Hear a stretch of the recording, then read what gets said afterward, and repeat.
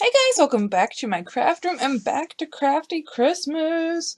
So we are on the last day of Crafty Christmas.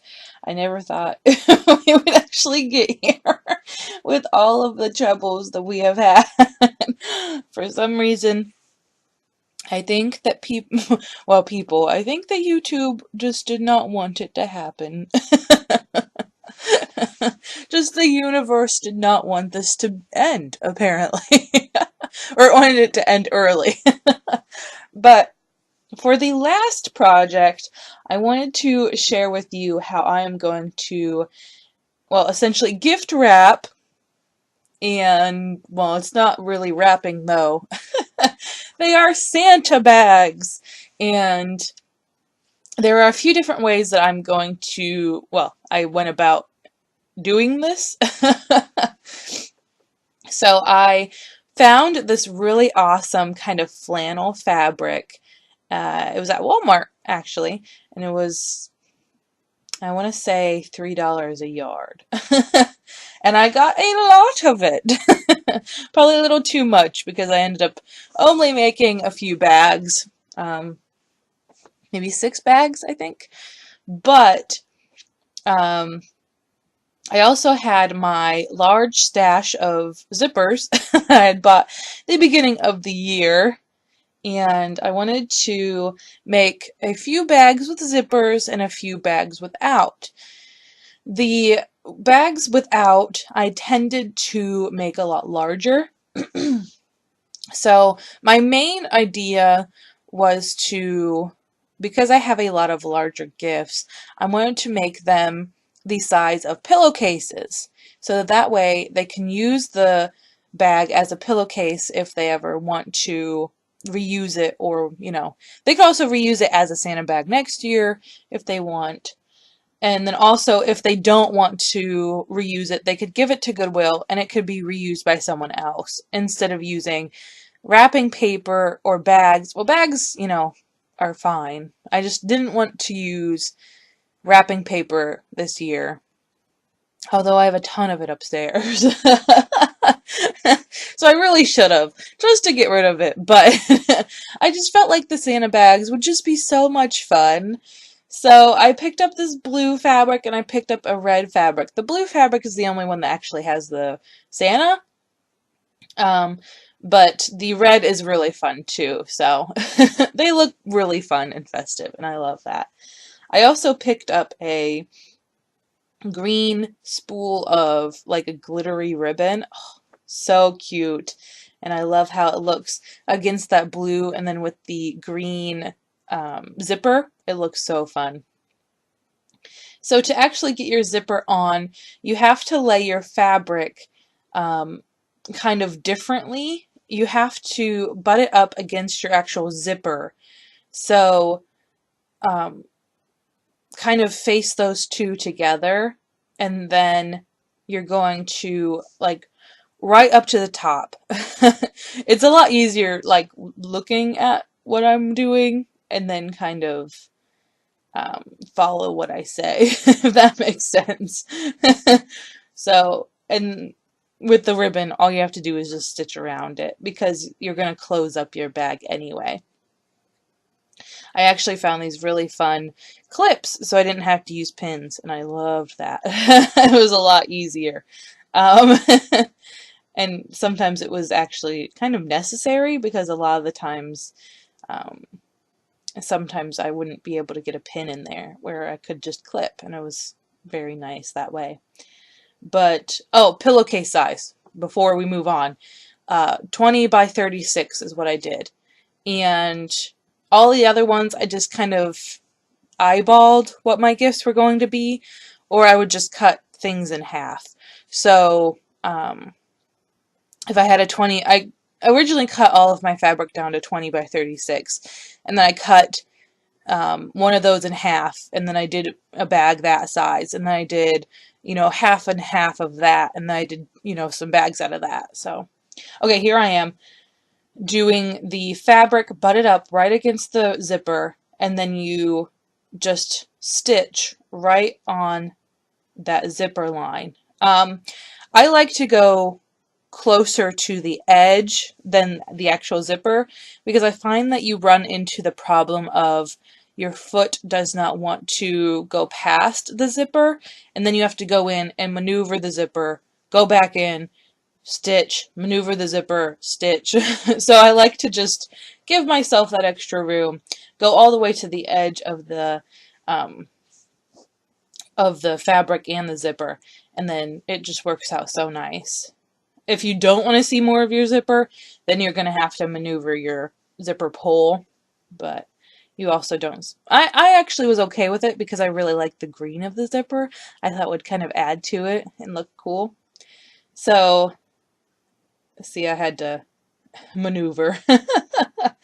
It's always a pain, but you know, you gotta do what you gotta do when you're sewing. And then you have to flip your fabric and then sew it so that it is on the right side. I hope that makes sense. It makes more sense watching it. It's kind of hard to sew. Oh my gosh, hard to show sewing. It was a very interesting process for sure. I was always like maneuvering maneuvering the sewing machine, and just so you guys could, you know, actually see what I was doing. But then I went ahead and sewed all the way around the actual bag itself. And I went as close to the zipper as I could get the actual ends of the zipper. And then I just cut off the extra little, I'm kind of not really sure what they're called, just like the extra flyaway or flyaway, because people call it a fly. But the edges of the zipper that aren't actually zipper, I like to cut as close to the actual zipper as I can without it, you know, being on the zipper. So then I just sew all the way down, sew to the point where I want it to be, and then sew across the bottom, and then just meet on the top. You do want to have your zipper open when you go ahead and sew the actual bag portion. Otherwise, you're going to have a heck of a time, which I've done a few times. Speaking out of experience here. You're going to have a heck of a time trying to get that zipper open to turn it right side out. It doesn't take much, but it's just kind of like that little annoyance where, oh, I should have remembered. But when you're making multiple things at once, sometimes just that little step kind of gets lost in there. So I always have to remind myself, turn or open the zipper just a smidgen, if, you know, not at all. Or, you know, if not all of it. So then I just trim off the edges. You can do just little fringe sections, cut little fringe sections out of your fabric that is on the edges, just so that it kind of is maneuverable a little bit more. But with rectangle and square shapes, I don't see it's very necessary. It's more rounded shapes that you have to do that. So I kind of like to leave at least 1/4 of an inch of the extra fabric, just so that your seams don't come undone. And then also not any more excess, because then it's going to kind of get a weird feeling when you stick your hand in the bag, or if you stick other things in the bag, they might get caught. So I feel like 1/4 of an inch or maybe even 1/2 an inch is okay. Any other is kind of going to be a little interesting to work with. And then you turn it right side out, and you have your little Santa bag. Oh my gosh, at least the zippered one. If you don't do the zipper, it is so much easier. All you have to do is just turn them inside, insides facing each other, and then just sew around the 3 edges. Leave the top part open. If you want to, you could finish your edges before you sew around them. You just turn your fabric in. I kind of give them a little bit of a crease, so just kind of flatten it down a little bit. You could iron it, and that's going to give you a very good crease.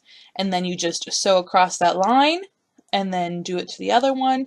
I did put a piece of that glittery ribbon on there, and then I would sew them together. And then that would, just put them insides facing each other and then sew around the outsides. And then leave that top part open. But that one's pretty simple. I know it's very hard to translate this kind of thing. Maybe later on in the year I'll do an actual tutorial and step by step and whatnot. But I think it's a pretty simple concept that you can figure out as you're doing it. So, and it's very fun and cute, and I love how they turned out. And I hope you guys are having a crazy day, a crazy Christmas, and a crazy new year to come. And I will see you in the next one. Bye, guys.